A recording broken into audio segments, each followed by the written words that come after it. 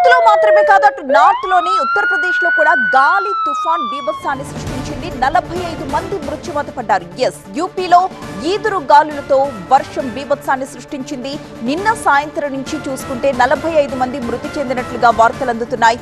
పలు జిల్లాల్లో పెద్ద పెద్ద చెట్లు, విద్యుత్ స్తంభాలు సైతం నేల కొరిగాయి. గాలి వాన బీభత్సం దాటికి మనుషులు ఎలా ఎగిరిపడ్డారో ఆ దృశ్యాల్లో చూడొచ్చు. చాలా భయంకరంగా దృశ్యాలు మనకి కనిపిస్తున్నాయి. గాలి తుఫాన్ బీభత్సాన్ని సృష్టించింది ఉత్తరప్రదేశ్ లో. 45 మంది నిన్న సాయంత్రం నుంచి 45 మంది మృత్యువాత పడ్డారు. నిన్న ఉత్తరప్రదేశ్ లో గాలి తుఫాన్ బీభత్సాన్ని సృష్టించింది. ఈ ఘటనలో మొత్తం 45 మంది ఇప్పటి వరకు మృతి చెందినట్లుగా తెలుస్తోంది. అయితే అక్కడ ఒక వ్యక్తి బ్యానర్ కడుతూ ఉన్నాడు. విపరీతంగా వీస్తున్న గాలుల ధాటికి ఆ బ్యానర్ తో పాటు అది కడుతున్న వ్యక్తి కూడా గాల్లో అలా ఎగిరి కింద పడ్డ దృశ్యం అది. మొత్తం 45 మంది ఇప్పటి వరకు మృతి చెందినట్లుగా తెలుస్తోంది.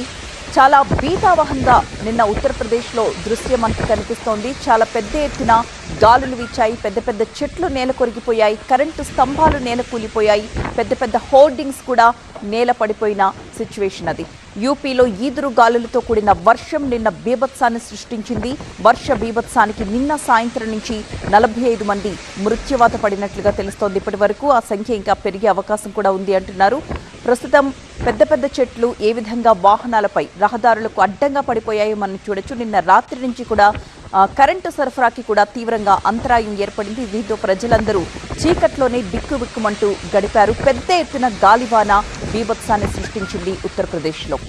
आंधी आई है, आंधी से पेड़ बंगला रखा था, बंगला गिर गया, लौंडे थे उसी में नीचे, वो भी दब गए उसी तरह खत्म है। कितने बच्चे दब गए?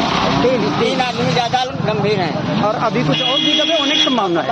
संभावना है, संभावना है, संभावना है। कौन खत्म हो गया? देखा है यार, अरे वो तो लौंडा खत्म, इसमें संभावना और हो रही। हाँ और हो रही।